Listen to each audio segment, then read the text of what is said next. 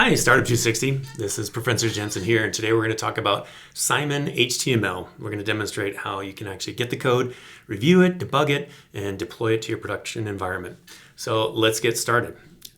The first thing that we want to look at is how Simon HTML is actually structured. So the way this works is there's 4 HTML pages that comprise the Simon application. Now remember, with the HTML deliverable, what you're focusing on here is just the structure of your code.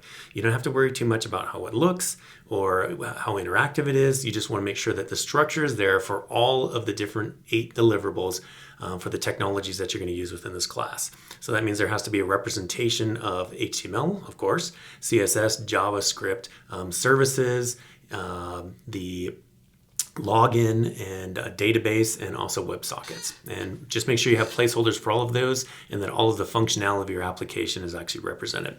So in the case of Simon, you start off with an index.html file. Now it's important that this is actually called index.html because that's what most web browsers or web servers will actually look for when they go to load the default page for your application. So if you don't actually specify it explicitly on the browser's URL bar, then it's going to look for index.html. So you always want to call your top level or your main page index.html. So in the case of Simon, this is actually the login page. So what you're going to notice here on this page is that there is 3 different sections to it. The first is that there's this top header thing, which describes the application and then has the navigation aids to get to the other views of the application. And then down here at the bottom, there's a footer, which includes your name and also a link to your GitHub repository. It's crucial that you actually include in your top level page a link to your GitHub repository so that the person who's grading your deliverable can quickly and easily find your GitHub repository and be able to review your code commits that you've actually made for your assignment. As you're actually committing your code during the development, you want to make sure that you do it atomically. So every time you make a significant change, like for example here, if I just created the index.html page, I would commit that before I moved on to create the next page or something like that. And that way I've got a very good commit history to it that demonstrates the work that I've done with it, and also so that if something goes wrong, I can roll back and get back to a place that I know is safe, meaning that I can make mistakes without having to pay a penalty for those mistakes. So that's what the GitHub repository link is so crucial for in that point. So the third piece that we have on this page here is the actual content for it. So in the case of the login page, you're actually seeing the greeting, the instructions to log in, a place to put the username, and then a button to actually click on. And whenever you click on this or go to one of the navigation links up here, you're going to be taken to a next page that you actually want to display. And so in this case, this takes you to the play page, which has those same header and footer to it, but it has a different content area in the middle, which allows for the display of the username, the score, the ability to start the game and reset it, and also be able to play the game.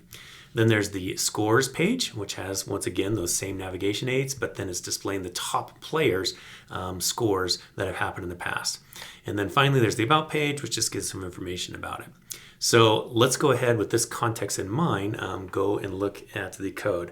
So in order to get the code, I'm going to go over here to my console, into a directory where I keep all of my source code for this class. And I'm going to make a request to actually do a git clone. And I'm going to do a git clone to my repository, which is the class repository right here. And I'm going to specify that I want the Simon HTML version. Now you can get that same URL there by going to the class repository. You can find the link to that in the instruction, and then clicking on the code button there, and it will actually have that link, and you can just copy to your clipboard and paste it right in here. I've already got it, so I'm just going to pull that in and push execute here. That's going to go to GitHub, pull down the entire Simon HTML project, and now I can change directory into that directory. And if I do a listing, I've got all my source code there. And then I can bring up Visual Studio Code just by typing code and dot, which opens Visual Studio Code with this directory as the project that it's actually working on. So I can go and push enter there, and Visual Studio Code comes up. And you can see I've got all my files, starting with my index.html, which has all that stuff that I just showed you, and then the other 3 HTML files, the about HTML, the play HTML, and the scores HTML. The README doesn't have much in it. In your README for your startup, you're going to put your declaration of what you've actually done for this deliverable, and also you're going to put in there the what you haven't done, so that the person grading your deliverable can quickly and easily know what they're looking for each of the rubric items in the assignment. So make sure you have those in there too, so that they can grade you really easily. And just go follow the voter app, the demonstration startup that's in the course instruction, so that you can know what those should basically look like. Maybe I'll pull it up here really quickly just so that you can get a idea of what that should look like. So if I go to learn.cs260.click, you can see the deliverable here for your startup. And down here at the bottom, there's an indication of the voter app to see as an example. And if we scroll down in here, you can see this is the previous deliverable, which is just your description, your elevator pitch, and your design. But then you're going to have a section for each one of your deliverables you're going to add on here. So in this case, you're going to add one, which is your HTML deliverable, and you're going to describe each one of the rubric items that are in the requirements for the activity, and tell whether you did it or not and where those things are located. For HTML, it's pretty trivial. You're just going to describe what you did for each of these things so that the TA can grade that really quickly. And you can see I'm pulling that information right here from the rubric that's described for the deliverable. So kind of mimic what's in the rubric, put that in your startup HTML README file so that the TAs can quickly grade that information. So that's that. Let's go back over here now to the code. And let's talk about each one of these pages. So first of all, you've got your actual HTML head element. This doesn't actually get rendered except for the title, which gets rendered in the tab of the browser bar. And then it's just got some other metadata, which we'll learn about as the course goes on.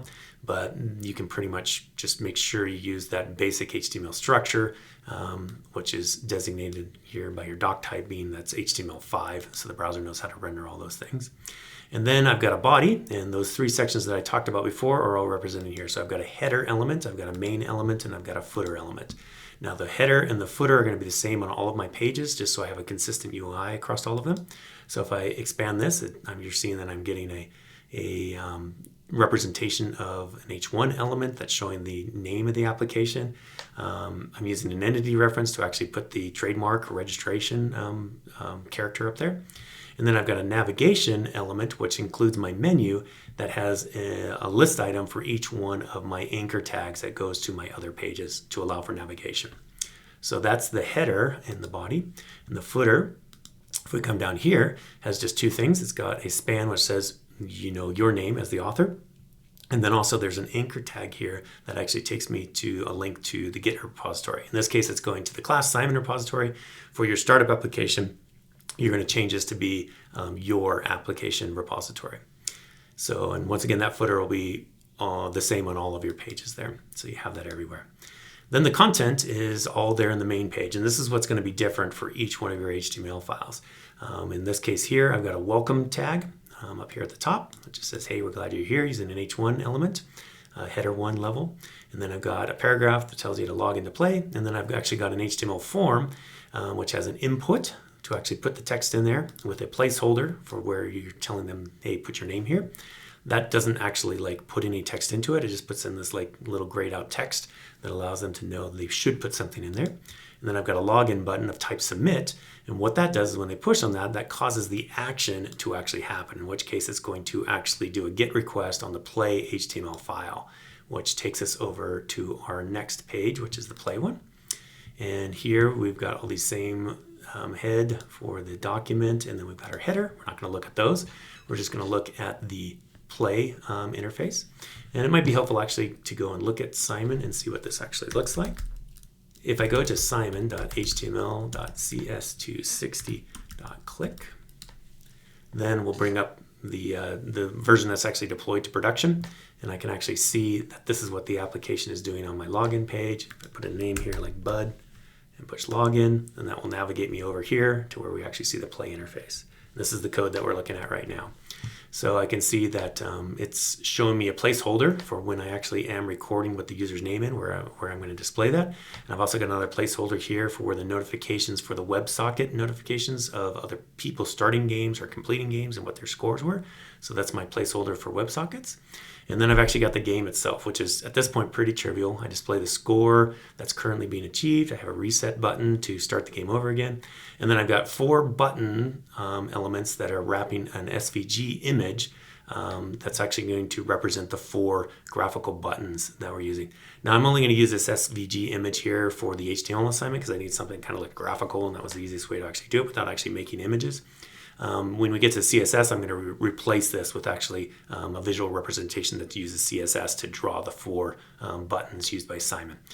And that's pretty much everything that's in there. So that's actually creating this representation right here. Here's my SVG buttons, my reset button, where my score would be, where my WebSocket communication will be, where I'm going to be displaying my user's name using JavaScript and reading it from the database. And then I've got my header and my footer here. So the next one would be actually to take you to scores. Header and footer is exactly the same.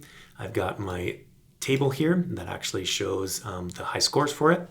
And if we go look at the code for that, going over here to our scores, you can see that this is just hard coded in here. So I have an element right here, which has a table, which has a table header with a table row with the different headings for the columns.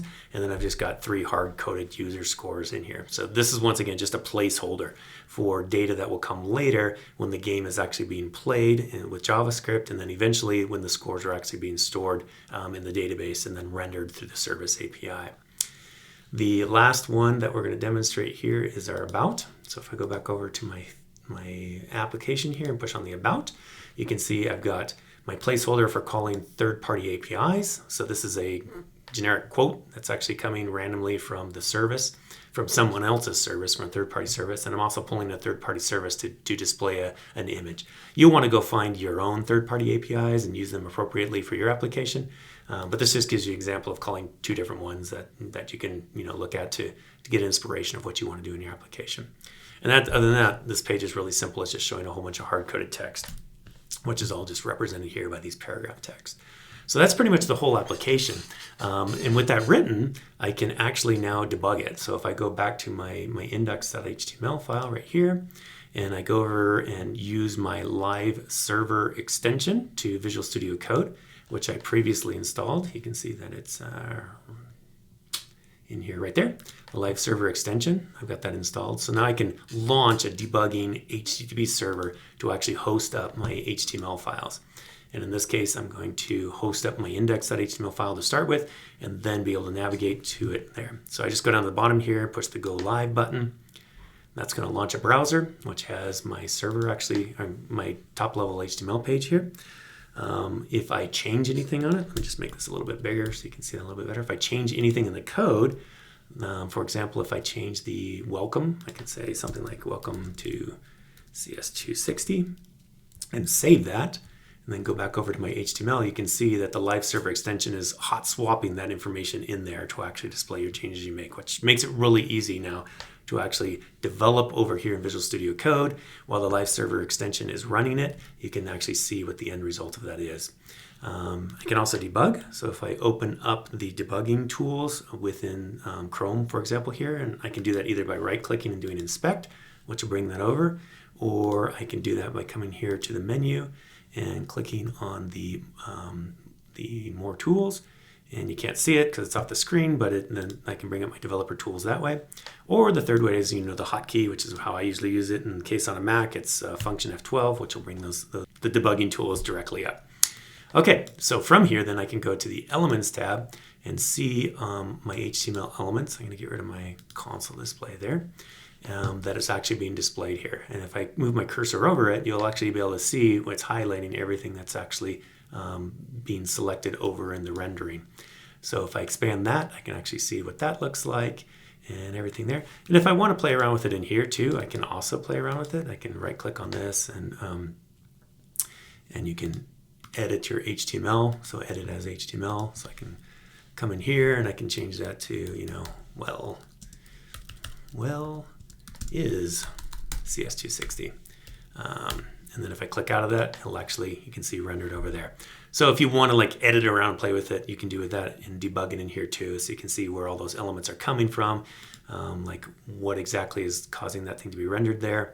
Delete it, whatever. Just make sure that you know that this is all just in memory. So as soon as I refresh this page, that's going to revert back to what it was. So anything you want to save, crucially, make sure you go do it over in your editor and not editing over in here. So that's debugging, actually using the live server extension and being able to test around, see how things work within your application before you actually get ready to deploy. So the next step is actually to deploy your application. And the way we do that is by using the deployment script. There's going to be there's going to be different deployment scripts every time we change a major piece of our technology. So for HTML, CSS, and JavaScript, you're always going to be using one that's called deploy files, but as soon as you move to deploying to having a service in the back end, then you're going to use a different script. So just make sure you're using the correct one for whatever technology you're working for, and it talks about that in instruction to tell you when you actually need to make that change. And what you're going to do is for your startup, you'll build a similar project as this, and you'll actually copy over the deployment files script so that you can execute something like this. And this whole top portion here is just checking to make sure you're giving it the right parameters that it expects, and it's expecting 3 parameters. It's expecting your PEM key file, your key pair that accesses your EC2 instance, your host name that you're actually going to write the files to, so this is the domain name that you actually rented, and then the service that you want to go to. So when you're deploying to Simon, this will say Simon. When you're deploying to startup, that will say startup. And all this is going to do is just create a remote shell connection to your server. And it's going to remove what's currently there for that service and create a new directory there. And then the second step is going to use a remote secure copy to actually copy your entire directory here, all of these files up into that directory, which then it will actually run there.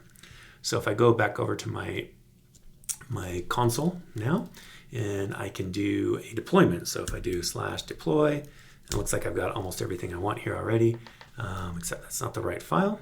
So it's you can see my console app is actually complaining. It's like that file doesn't exist. But if I change it to files, then that one's good. I've got my key parameter, which is my key pair. I've got my host, and then I need to have that last parameter on there, which is the service that I want to do.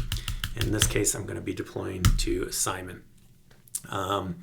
That's what you would do. I actually have a whole bunch of services running there, so I'm actually going to deploy this to simon.html in my case. In your case, you will not have this last part here. You'll just be deploying to Simon, and when you do startup, you'll replace this whole thing here with your startup. So I'm going to deploy that. Hopefully it'll work. So it's going to run a bunch of stuff. It's going to actually copy all my files up, and then it's done.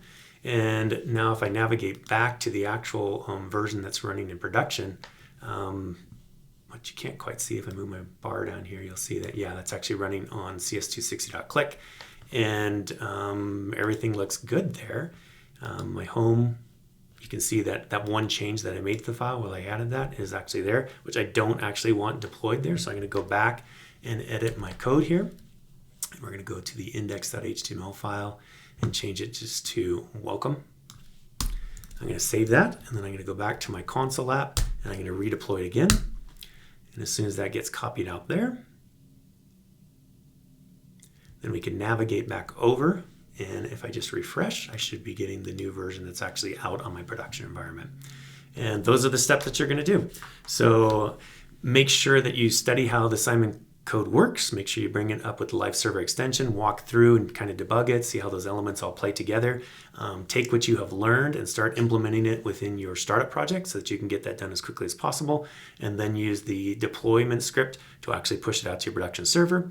Once you've got that done, go over to Canvas, submit your application with your URL of where your startup is, and go out and celebrate. Way to go.